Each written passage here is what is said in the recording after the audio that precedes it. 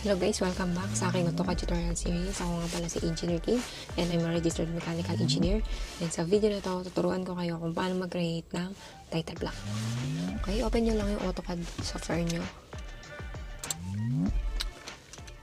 And then, after nyo ma-open, nandito tayo sa interface ng AutoCAD. Click nyo lang tong layout tab sa baba.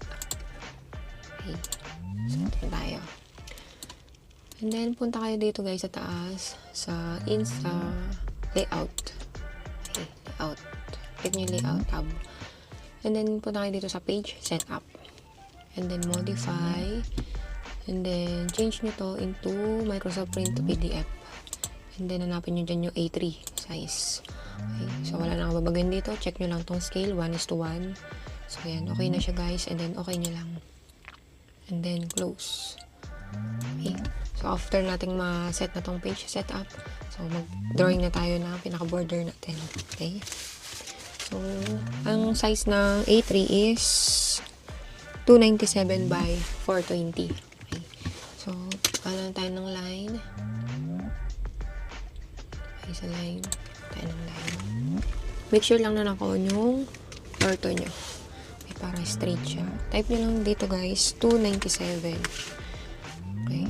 And then, 420. Diba yun yung size ng A3. 297. And then, 420. Okay, then close. Then, offset tayo dito ng, let's say, by 15. Okay, para magkaroon siya ng border. Offset tayo dyan ng 10. Okay, so after na ma-offset, so trim na tayo. Trim lang natin itong mga hindi naman ginagamit na lines. So, edge. Okay. Okay. Trim lang natin. Okay. So, ayan, na-trim na natin. So, it's up to you kung anong style ng title block ang gusto mo. Pero ito is for demonstration para magkaroon kayo ng idea. And then, ang gagawin ko, i-offset ko lang itong lower part by, let's say, 20. Okay, tingnan natin kung okay siya. Ayan. So, medyo maliit. Another 20 ulit. Okay? So, ayan. So, ito yung design ng title block natin. So, hatian pa natin siya. Depende sa preference mo kung anong gusto mo. So, ako gusto ko dito maghati tayo dito. And then, dito. And then, here. Okay. So, ayan. Hati na natin siya. So, pwede tayo dito. Pwede natin itong i-move itong upper part na ito, diba? Para nagkaroon ng space pa kakaunti sa baba. May nalagyan natin yan siya dyan. Okay. Medyo mataas. Baba natin. Move lang natin siya ng kaunti. So, ayan.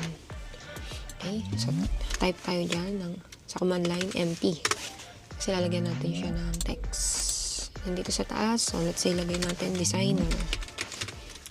Okay. Okay, so lagay natin. Move lang natin siya kaunti sa baba. Ayan. And then, lagay na natin dito sa baba yung name natin. Okay, so, para di kayo type ng command ng MP sa command line. So, you just simply copy this one. So, like nyo lang copy. Then, babahan nyo lang siya. Okay, let's say, lagyan natin yung pangalan natin. Say, pangalan ko. Okay.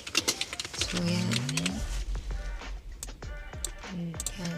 Okay, move lang natin siya ng kaunti dito sa may bandang taas. Okay. Then, copy ulit. Ulit natin. Move natin dito sa baba. Okay, move lang natin ng kaunti dito sa gitna. Okay, so lagay mo lang yung designation kung anong position. Let's say, lagay natin is mechanical. Okay. Mechanical engineer. Okay. So, lagyan natin. Pwede natin siyang liitan ng kaunti. So, palitan nyo lang dito. Make it, let's say, 2. So, ayan. So, medyo maliit na siya. Move lang natin ng kaunti dito sa left side. Okay. So, ayan. And then, lagay natin dito. Copy ulit natin sa baba. Lagay natin dito yung, say, location. Location. Ayan. So, likitan ulit natin. Lagay natin 2. Ayan. So, pwede diretso mo na. Ilagay mo na kung saan ang location mo. Let's say, lagay ko dito is Kaohsiung, Taiwan. Ayan. So, ayan. Lagay Lagay ko dyan. And then, so, kung gusto mong okay na yan. And then, copy ulit tayo. Naman tayo dito sa left side. Then, naman dito upper part. Okay. Tapos, lalagay na natin dyan yung mga yung description mo, diba? So, ano lagay natin? Like yung PRC number mo. Lagay natin. Oops. Okay. Lagay natin yung validity. And then, PTR number mo. And then, issued on and at. And then, lagay din natin dyan yung TIN number mo. Okay, so mahalaga to guys na naka-breakdown dyan. Okay, so palitan natin yung mga 1.5 lang yung size niya. Hindi siya masyadong malaki. So, ayan. Move lang natin siya dito sa, konti dito sa right side. Okay. Oops. Ayan, move. Ayan. Ay. Move natin. So, ayan yung move. Okay. So, lagyan natin siya ng line. Ayan. And then dito. Ayan. 89.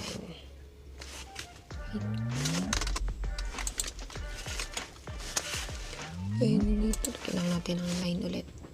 Ayan. So, ayan. Meron na tayong designation dito. Description mo. Ano yung PRC number mo, yung validity niya, PTR number. So, ito yung kailangan mo na information. So, it's up to you naman kung ilalagay mo yan. Okay, so dito naman tayo sa next column. We have, copy lang ulit natin to. Lagyan natin dyan is project title or project name. And sa inyo, lagyan natin dyan is project title na lang. Okay, and then sa baba, so, pwede na maglagay ng isa pang underline dito. Borderline. Okay. Tapos, pwede mo naman i-copy mo na lang ulit to. Ayan. Here. Lagay mo naman dyan is yung materials. Okay. Lagyan natin yung mga materials na ginamit natin. Then, copy ulit natin dito sa baba. Lalagyan naman natin dito is yung quantity. Quantity ng ilan ang ipapagawa nila sa inyo. Okay, so, skip na ulit natin dito ng ate. And then, copy mo lang ulit to. And, okay, so, lagyan natin dito, let's say, drawing number. Drawing number. Okay, so, sa ibang company, may mga nakalagay dyan, let's say, yung date na 2024-001. Okay, so, pang ilang drawing number yun sa year na yun. So, yun, minsan ganun ang nilalagay nila na format. So, pwede naman natin ulit lagyan dito ng line. Kasi mag-a-add ulit ako dito ng description. Okay, so copy lang ulit natin tong project title.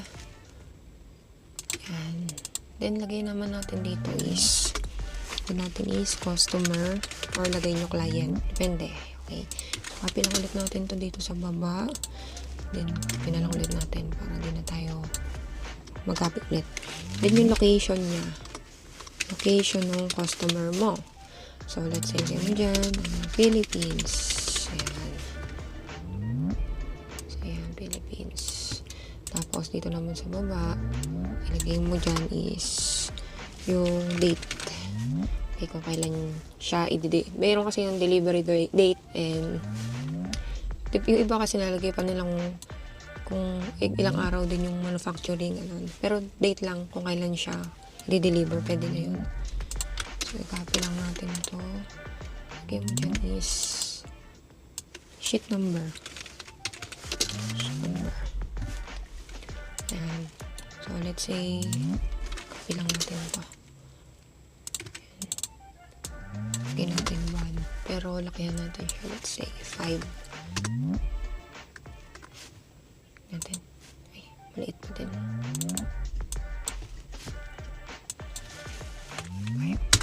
And say 5. Ito lang natin.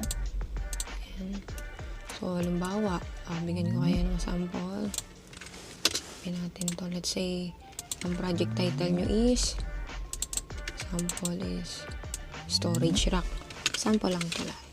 Storage lang. Okay. So, anong materials na gamitin mo? Let's say, ito, copy lang. Ito na lang copy natin. So, let's say, ang gagamitin natin dito is storage lock is, halimbawa is 1/2 ng, ayan, so 1/2 square tube, diba? So, square tube na stainless, diba? So, lagyan natin stainless. Okay, so let's say ganyan. So, copy ulit natin to. Quantity niya. So, depende kung ilan ang papagawa nyo. Let's say, isa lang naman. Ayan. Kasi dito guys, yung materials, minsan binubukod nila. Yung bill of materials, naka-separate siya. Diba? So, yan. So, let's say, yung drawing number natin. Copy natin ito. Okay, so, format ko kasi pag maglalagay ako, alam ba, 2024-001. Yan. Wait ko lang siya. Halimbawa is yung date. Halimbawa 01-10 dash. Yan. So, ibig sabihin nito,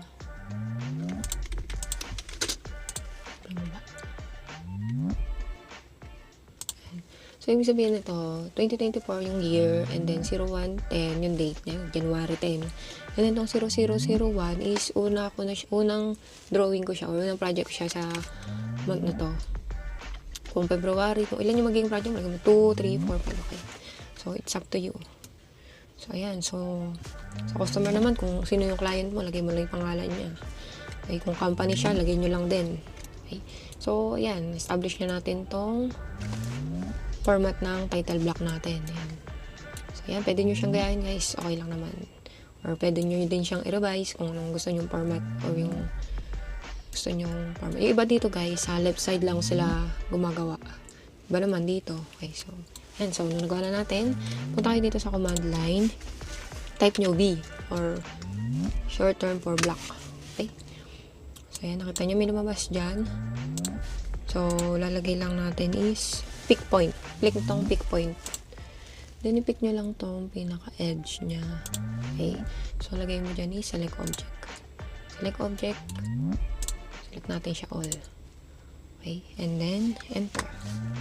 So, ayan. Na-select na yung object. And then, press nyo lang itong OK. Click nyo. Name must be at least 1 character long. Okay? Name at least 1 character. So, what's that? Another. Name at least 1 character long. Ulit natin. B. Natin. Select object.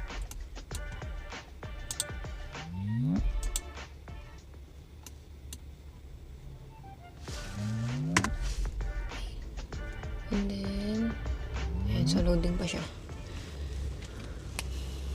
Then, okay na natin. Black text length.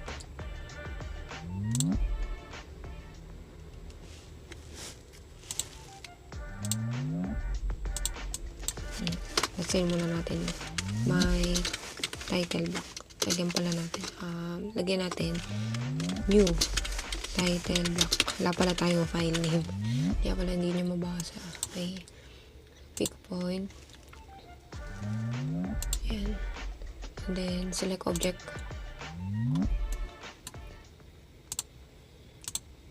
So, ayan. Na-select na guys na. Enter nyo lang. So, ayan yung pangalan. New title block. Then, okay. So, ayan na. Okay na siya. So, after nyo makalagyan ng file name, yung title block nyo, type nyo naman sa command line is WB. Ayan. Then, choose nyo tong block. Okay. And then, ito yung file name and path. Kung saan mo siya i-save. So, let's say, lagyan na lang natin siya sa desktop. Ayan. Depende sa inyo kung saan nyo siya gustong i-save. So, save nyo lang siya. Then, okay. Block name has not been specified. Ay, ito pala. Ito. Yan. New title block. Hindi na naman natin nalagay ito. Okay. So, block, and then choose nyo yung nilagay natin kanina na file name, yung new title block. And then, click nyo lang tong tatlong dot nito sa right side kung saan nyo gustong i-save na location. So, dito lang sa desktop ko. Save natin and then, okay. So, yan na. Gawin naman natin dyan, guys. Say, punta kayo dito sa layout 2. So, itatry na natin kung ma-insert siya, diba? So, punta kayo dito sa insert tab. And then, click insert drop down arrow. So, click nyo itong blocks from libraries. Okay. And then, nakita nyo yung icon na to. Yung display a file navigation dialog box. Okay. So, click nyo lang itong yung may drop down arrow na square. And then, pupunta na siya dito kung saan mo siya sinave na location. So, di ba, ang pangalan ng ating title block is yung new title block. So, may nang redefine block. So, kaya mo lang doon. Okay. So, lagyan natin dito. Okay. So, ba't hindi siya kasya? Tignan natin. Okay. So, punta mo lang pala tayo sa page setup. Tayo sa layout. Page setup. Kasi nga pala guys, hindi pala siya naka A3 to, kaya maliit. So, modify muna natin siya dito. Yan, para makaka-encounter kayo ng may mali. So, ayan. A3 size pala yon. So, kailangan pala natin siyang baguhin. So, close. Okay, so insert na natin ngayon. Let insert, then insert blocks from libraries. Click natin tong may arrow na box sa may tabi ng filter. Then drop down arrow. Hanapin nyo yung may ginawa natin, yung new title block. So, click nyo na no, don't redefine. Okay. So, click nyo na dito sa edge. Ayan, na-insert nyo na yung title block. So, ganyan lang kadali guys gumawa ng title block. So, it's up to you naman kung anong design and format yung gagamitin mo. Okay. Gusto mo yung mas simple lang. So, huwag nyo nalagyan ng materials, quantity. Okay. So, depende yun sa inyo guys. So, yun lang. Hopefully, may natutunan kayo sa tutorial natin ngayon. Okay. Kung may mga questions kayo, mag-comment lang kayo sa comment section. Or pwede kayo mag-direct na mag-message sa akin para masagot natin. Okay. Once again, I'm Engineer Kim and this is my daily dose of tutorials. Thank you for watching and see you again sa mga next ko pang tutorials. Bye-bye!